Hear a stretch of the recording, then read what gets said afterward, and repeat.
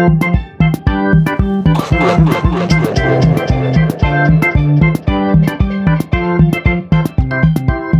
listeners, welcome to another episode of Good Crick Talk, coming to you from San Francisco and Geelong, Australia with Mark Browning, my dad. We're here to tell you all about the things going on in Test cricket, and there isn't a whole lot going on right now as far as Test cricket concerns. It's a Test cricket desert because the IPL is being played. And how's things going in Geelong today, Dad? Fine, thanks, Ben. Compliments of the IPL season to you. It's that time of year again when we all put out our coloured clothes and we celebrate the wonderful excitement of the IPL. I wonder who's playing and who's winning. Well, I wonder as well. Okay, we're going to talk a little bit about the IPL just because why not? It's still considered cricket, and it's played by Test cricketers. Today in the IPL, Dad, Jos Buttler was mankaded by Ravi Ashwin. He was mankaded, and I saw. You saw that, did you? No, I saw it. I had a quick peek. Okay, that was all. Just a quick peek because I don't want people to think I actually watch IPL, and I can't agree that Buttler was trying to take advantage. He was a little absent-minded, but no, I don't. If you watch it, I don't think Ashwin should have done it. So I hope they've sorted that out between them and there's no ill feeling, because to me, it wasn't really the right thing to do, even though it was within the laws. Don't know what you thought. I'm one of those guys that was a bowler, and I think the crease is there for a reason. If a bowler gets a wicket off a no ball, it's not out. There's a line there for a reason. The batsman should be behind it when the ball's delivered. That's the law. So no, I mean, I don't really care, but it's generally not seen as being a thing to do. But I have heard that Buttler does do that, and that's the story going around, that he kind of gets a few yards on the bowler. So maybe Ashwin was trying to make a point there, but. That's the IPL talk, but there was a test match played between since the last time we spoke, and we actually failed to mention it or preview it because we both didn't notice that it was about to go down. But Afghanistan and Ireland played a test match in India, and Afghanistan won that test, and that was their first test victory. So congratulations to Afghanistan. Good news. Good news for the young cricketing nation there, Dad. It is. It probably shows where the whole situation sits, that you and I were surprised by the fixturing and didn't even realise it was going to happen. It's also a state of the world today that the game had to be played in India and was virtually unattended by any spectators at all. But nevertheless, well done to Afghanistan to win the game. They certainly played the better cricket over the duration of the match and won by 7 wickets. It's great that they are playing Test cricket. Great for the guys. It's interesting to see the Irish team, and there's a number of familiar names to me there. If you have any following of county cricket, there's quite a percentage of them are English county cricket players, and they had a really good test match against Pakistan, which they lost last year. So look, I embrace those guys into the brotherhood of test teams, and certainly I would have said that they're the equal of Zimbabwe, and outside Bangladesh probably are the equal of Bangladesh. But it's just unfortunate that they really just didn't have any note at all, really, and nobody was there because they have to play in India. They can't play in Kabul, unfortunately. No, but I guess it's just I mean, if one of those sides is playing a more known nation, then that might get a little bit more notice. But good to see. And Rashid Khan took 5 wickets in the second innings. Some people might know him from the Big Bash League, and I think he's he's quite a young and talented leg spin bowler. So hopefully he can, do more and take more Test wickets. He's hopefully got a long career ahead of him. And it was, I guess, the other Test cricket that was scheduled and was unfortunately cancelled was the third Test in New Zealand, obviously due to what happened in Christchurch. Just a horrible situation there, and it really, apart from everything else, the Test cricket team was very close to the tragedy, and we were minutes away from being inside the masjid when the attack happened. So obviously, our thoughts are with the people of New Zealand, the Muslim community in New Zealand, and obviously also the Bangladeshi cricket team for that terrible events in Christchurch. Really nauseating time. Trivialise it makes cricket seem so trivial, which it is in comparison to these catastrophic events in poor old Christchurch. But it's interesting that it was the mosque where the horrible incident took place was so close to Hagley Park ground. Hence the Bangladeshi team were heading over there for Friday prayers. Was it Friday prayers? Yes.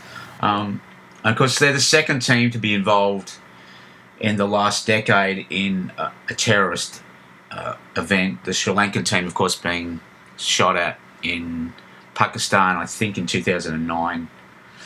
And it just, we'd love to have all the cricket we want. We just talked about Afghanistan not being able to play in Kabul. We'd love to have all the cricket that we want played in the right places and being left alone by terrorists. But they are subject to the world we live in, like the rest of us and anyone else.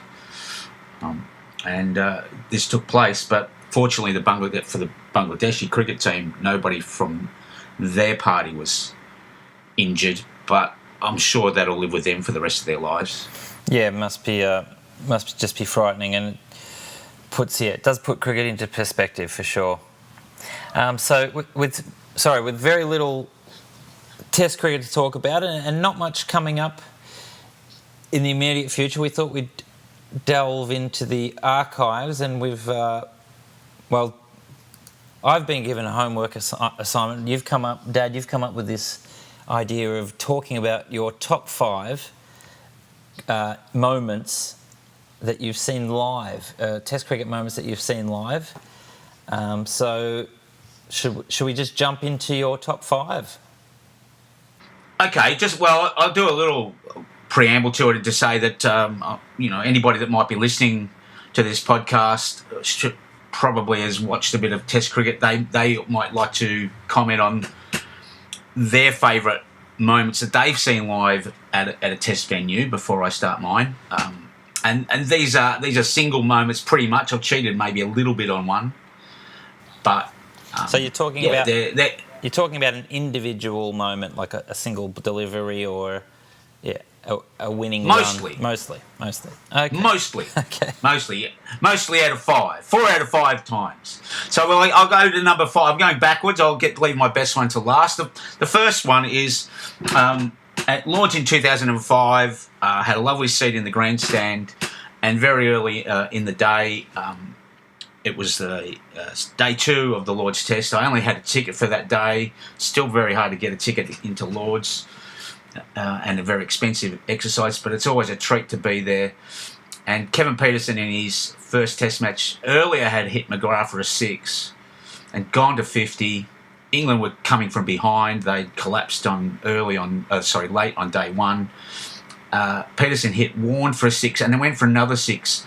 And then I was probably only about 5 or 6 rows from the front, and right in front of me, Damian Martin sprinted across probably 20 metres. Always gets larger in your mind's eye as the years go by, and took this stunning diving outfield catch. All my English mates I was surrounded by weren't very impressed, but I certainly was up out of my seat, clapping my hands above my head. It was an outstanding catch, and I had a great view of it, and it stuck in my memory all those years. And the fact that it was at Lord's kind of added a little bit to the occasion. So that's my fifth one. I'd like to comment on that. I'd like to say Damian Martin was a he wasn't a highly rated fielder, but I do remember that catch being quite spectacular. But I don't remember him dropping too many. I can't remember him, ever being a liability. So he was a sound fieldsman. I don't remember him being in the slips too often, I guess. Maybe he was occasionally in third slip, but, in that great fielding side that Australia had at that time, he wasn't one of the guys that was regarded as being a freak like maybe Matthew Hayden or Ponting, and obviously Simmons, who played a little later. But, yes, a great catch. Well, the thing with Damian Martin was he preferred a low profile. And that was probably just part of his image, that he played a minor role in the media projection of that fantastic Australian side, who, of course, that was that wonderful series that England, probably the highlight in my lifetime of England's achievement, that they knocked off the great Australian side in that wonderful series narrowly 2-1. But Australia won the first test, and that was part of it. Martin taking that great catch off Peterson. So number 4 is also from my experiences in England. I actually, in 2001, I only got to go to one day of the entire Ashes series in England, which but it was enough because it was day 3 at Edgbaston. Australia were in control, and Adam Gilchrist came in and made 152. And this is the one where I'm cribbing a little bit, because just to sort of stamp the authority of this great Australian side, and a lot of the names are the same from 2005, but I would say that is equal to the Invincibles as the best ever Australian side. Gilchrist was making his Ashes debut in England, and Mark Butcher actually caused a little late order collapse. Mark Butcher swung the ball around a little bit, and he picked up a few tail enders. He got Martin out as well. Martin made 100, but he got Martin out and a couple of tail enders pretty quick. Gillespie was LBW to the in-swinger. And then Gilchrist took 22 off of Mark Butcher over to sort of show to the English team that not only did we have Michael Slater, Matthew Hayden, Ricky Ponting, Damian Martin, Steve Waugh, Mark Waugh, but now we also had Adam Gilchrist in the batting order. And you could see the English fieldsmen just sag and the bowler's shoulders just droop. And this was the climax of that innings of 152, an amazing innings of hitting, controlled hitting, stroke play. And he took 22 off the over, including a couple of huge high sixes over sort of mid-wicket. And I was laughing my head off in delight, and an English spectator just turned around to me, did have a smile on his face, and just shook his head and said, "You bastards." Because he realised what the gap was between... bloody bastards. Well, he was in Birmingham, so you'd have to do a Brummie accent, which I'm not sure that you're capable of, Ben. But he had a smile on his face because he knew that this was a special cricket team. So that's my number 4. Jeff Lynn's from Birmingham, from ELO. So I can sort of do his voice, but anyway. Good number 4. Number 3, we're back to, one ball or 3 balls, whatever you think. It's Shane Warne's hat-trick at the MCG in 1994-95, at the end of 1994. That was on the last day of a one-sided game, but it sort of showed the genius of Warne a bit. Let's see, De Freitas, Goff and Malcolm, I think, were his 3 victims. So you've all three of your top 5 moments are Ashes moments. Do you have a sort of preference for those for Ashes tests? Do you? It's just turned out that way. And my best one's not an Ashes test. Okay, so I was actually there with you at that test. Although I was with our friend Dave Cameron, and you were off trying to find one of your English friends, I think, and I think you saw that hat trick from 3 levels of the Great Southern Stand. Is my memory correct there? It is correct. So our friend Colin Swan, an English friend who was staying in Melbourne, said he might go to the last day. And there weren't that many in the ground, and not so many Englishmen, because England were just about done and dusted out of the game already. But he had said he might be there, so I thought after I think the 7th wicket fell, I'd better go looking for him, because the game might be over pretty darn quick. So I'm trying to remember, was it Gough or De Freitas out first? I think it was De Freitas out first. Then I went up to the second level of the Great Southern Stand and stopped and paused to watch the next ball, which was to Gough, who was caught behind, and no sign of Colin Swan. So I went up to the next level of the Great Southern Stand, and still no sign of Colin, but I stopped to watch the hat-trick ball, and of course Warne had Devon Malcolm caught brilliantly by David Boone at short leg. It was David Boone's birthday. So I have seen a couple of Test hat-tricks. I've seen Darren Gough's as well. I saw Anthony Stewart's one-day hat-trick. That's a bit of a name that didn't amount to any great status, but he took a very good hat-trick against Pakistan in a one-dayer. So I've seen a couple of hat-tricks, but that was certainly a special one on Warne's home ground and my home ground. Do you think Malcolm hit it, though? Do you think it actually was it meant to come off his glove? It was clearly off his glove. There was no dispute over the decision. Steve Randall actually had to give all three batsmen out. I think there was an LB, a caught behind, and a caught short leg. Warne continuing.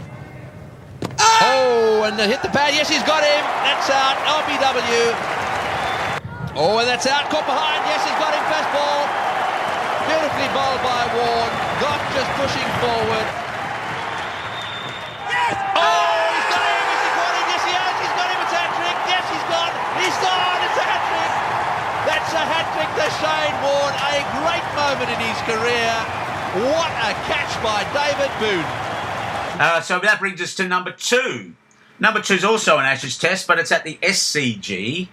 And I was there when Steve Waugh hit the final ball of the day for 4 to go to his legendary 100 on day 2 of that test in January 2003.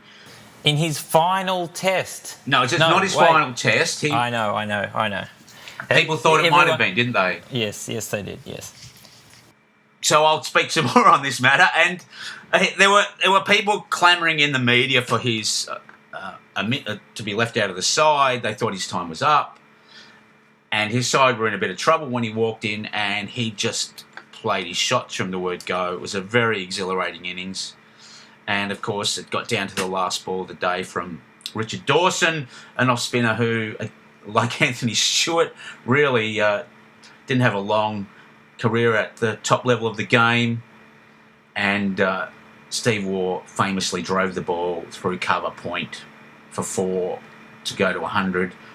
And it lifted the whole 40,000-seater stadium, including the Barmy Army, I think, out of their seats, including Chris Browning, my wife, who was sitting beside me. We were all jumping up and down and cheering and clapping.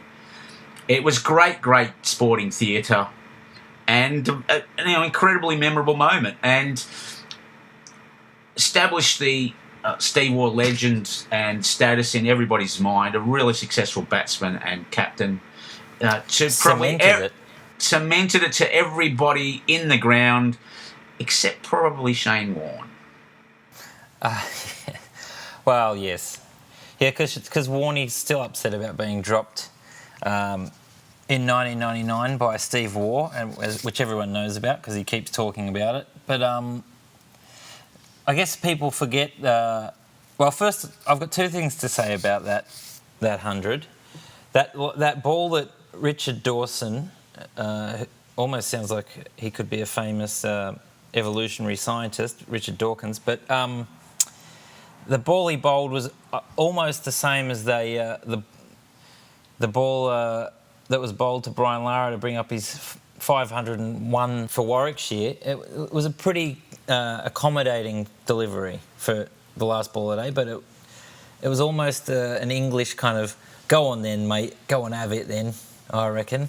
But also, what people forget, seeing that replay over and over, that Australia actually lost that test, that famous Steve Waugh test. So that memory is like you said, that memory is much more cemented than the actual result of the game.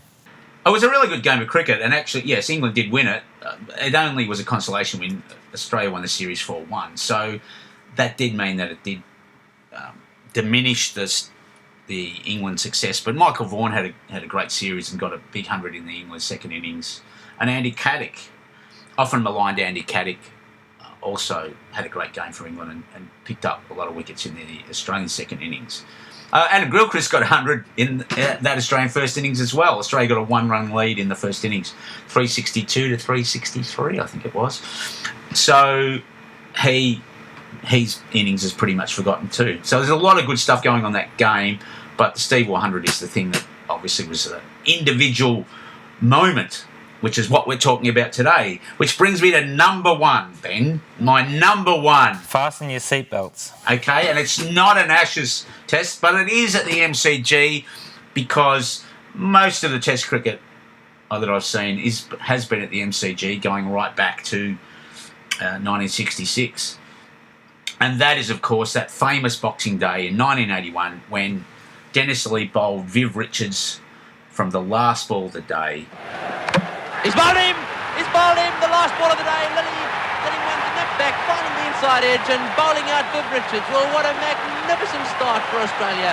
The West Indies 4 down for 10 and the crowd absolutely ecstatic. Well, the great man doing it on the last ball of the day, getting rid of the real West Indian danger man. It deserves to be number one as well because what had gone on before was so outstanding. Australia had batted first on a very poor MCG wicket. It was having all sorts of trouble then. Different sort of trouble to now, though. It was the time of the grubbers. And Kim Hughes played his legendary innings of 100 not out against that great West Indian bowling side, led on Boxing Day by Michael Holding, who took 5 for 45. I think Australia had been 4 for 26. They sort of scratched their way back to 9 for 155. Then Terry Alderman stuck around with Kim Hughes while he went from 70-something, 78 to 100, I think it was. Just brilliant stuff already. And then with the West Indies with about half an hour to bat, lost 4 for 10, including the last ball of the day, really bowling at full to Richards, who played the ball onto his stumps. And for an MCG Boxing Day crowd, I think it was about 40,000. The noise was louder than 90,000 that I've heard the last few years that I've been at the MCG on Boxing Day. And it kept going. The people kept cheering in Bay 13 for 15, 20 minutes afterwards. My dear old dad, who, as you would remember, your grandfather Ben, was a lovely, restrained man. He was out of his seat, clapping his hands above his head. It was the greatest day's cricket I've seen, and the greatest single moment was that final ball of the day. So they're my 5. As I said, maybe there's somebody who's listening out there would like to comment and put down their 5 greatest live moments. But enough of me, Ben. What about your 5? What can you come up with for just single moments that you've seen live that were so special, different to what I've seen? Yeah, well, you've taken one. I was there for the hat trick. I haven't done my research on this, so I've had to just come up with some things off the top of my head. Research is in your head for something like this because it's emotion. Oh yes, such emotion. Okay, so my top 5 single moments. They're more like individual moments that really stuck in my mind and just were really exciting. I think I'll start with the 1994 test, the same test that Warne took the hat trick in against England. And I believe in the second innings, Damian Fleming, who had only played a handful of tests, I think, at that point. Lovely outswing bowler, and he cleaned up Graham Hick with just a sensational outswinger and sent the stumps going in all directions in the second innings of that match. I remember seeing a bowled in Test cricket is always exciting, and that was just such a all ends up great nut. And I was Perler. A perler, yes. Pitch, middle, and leg hit top of off. Yep, great delivery. So that's my number 5. Number 4, I think I was talking about I think 2008, 2009 series, Australia versus South Africa. I was actually in Perth for a gig. I landed in the morning of the 5th day of the Perth test when South Africa chased, was it 414 to win a test match. I think the second highest ever run chase still, and the highest ever run chase is also against Australia. The West Indies, of course, hold that record. But I'd like to say I remember who hit the winning runs. Maybe it was JP Duminy, but de Villiers played an excellent innings there, and I think Callis before him had also batted and made a good score. But yeah, that was quite a historic moment, and the only time I'd seen cricket in Perth, so that gets in there. Number 3 was Boxing Day 1996, Australia versus West Indies, and it was probably the biggest Boxing Day crowd I'd experienced to that point. I think they got about 70,000 that day, and I think I was probably almost barracking for the West Indies at that point because Australia were already 2 up in that series and they held the Frank Worrell Trophy, so I was hoping for a good showing from the West Indies. It was starting, their legendary pace attack was starting to show signs of being on the wane, and people wondering if Curtly Ambrose's career was, coming to an end or something, and he sort of fired up and he, wrecked Australia's top order. But I believe he got Mark Waugh out first ball with an LBW, and that was quite exciting. We were actually, I think we were sitting kind of behind where he was bowling from, so we got a good look at it, and it looked plumb, Plum. It was I think the first time Mark Waugh got a first baller, and that was exciting. So West Indies had a good day, and they ended up winning that test, and that was actually quite an exciting test, quite a short test. I think we went all 3 days because it only lasted 3 days. That's all. And your man Ambrose was man of the match to show everybody that he still had it. Yes, he certainly did still have it. But then the West Indies, he didn't play in the next test, and then they got absolutely smashed in Adelaide. So that was series over. That was touted as the world champion, championship series, and obviously Australia were excellent and well deserved that series win. And I think Matthew Hayden made the ugliest Test 100 in that test in Adelaide as well, and I think we're all wondering at that point how long we're going to have to endure watching him play. And then a few years later in India, he just showed everyone how good he really was, and everyone had to shut up. Number 2, Phil Simmons, another West Indian. This is out of left field a bit. All the others have been in pretty much sort of well-known test matches, but this should impress people, Ben. Okay, so in 1991, we were living in England, and you snuck me into the Oval as I was about 10 years old, or maybe I was probably 9 years old, and snuck me into the Oval, just put me just went along with your press pass and said, he's coming with me, and it worked, and was sitting in the members area, and were the West Indies following on at the end of the day? I think they might have been. They did follow on. So Phil Tufnell, the first thing we saw was Phil Tufnell clean them up. Yeah, that's right. Took 6 for 25. They had an abysmal collapse of West Indies and had to follow on again. Yes, and it was Viv Richards' last test, but towards the end of the day, Phil Simmons, enough was enough, and he danced down and deposited Tufnell over his head for a massive 6 when the ball went sailing over our heads into the roof of the stand, and it's quite a special shot. But the real moment was when bits of the tile of the roof started falling down around us, and I don't think we feared for our safety at all, but we were very, very happy to take a piece of the tile home with us, historic piece of cricketing architecture, which now lives, I think, in the drawer of your desk there in Geelong. Am I right? It's still here, yes. Yeah, still in safekeeping. obviously worth a fortune. This small piece of broken tile, unauthorised. It was a good shot though, wasn't it? And we were not the only ones clambering for a souvenir from that particular event. Phil Simmons didn't have, again, a nice little career, but nothing outstanding. But that was a special moment of a very special game, of a great series that we witnessed it close at hand. You as a 9-year-old and me as a 34-year-old teacher. Yeah, that if we do our top 10 or top 5 favourite test series of all time, which I'm sure we'll be able to do at some point, seeing as the IPL goes forever, I think that series would have to, sentimentally at least, would be highly rated by me. And yes, anyway, number one, I guess, as an actual event, I guess this is fairly significant. Shane Warne's 700th test wicket. I think he bowled. Now, it wasn't around his legs, was it, Andrew Strauss? No.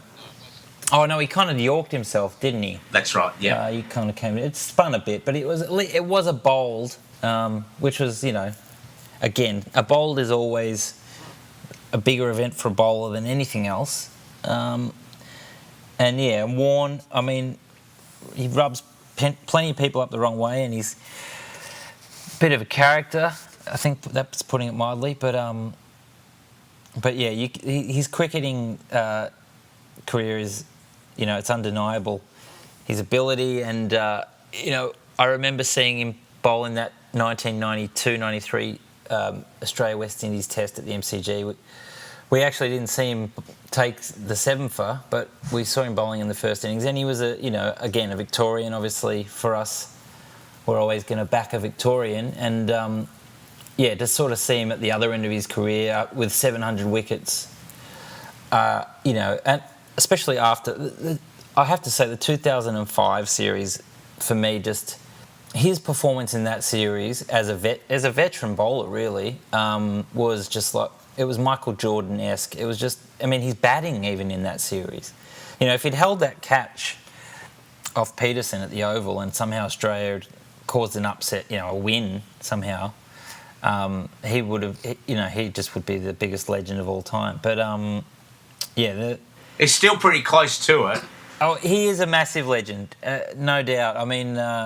But his the performance in 2005 was incredible, and obviously in 2006-07 in his final series as a Test cricketer, he had a way of kind of hitting those high notes, a bit like Steve Waugh hitting that boundary. He had a way of almost playing to the character, larger than life, and what better place for him to take 700 wickets. Got him! There it is!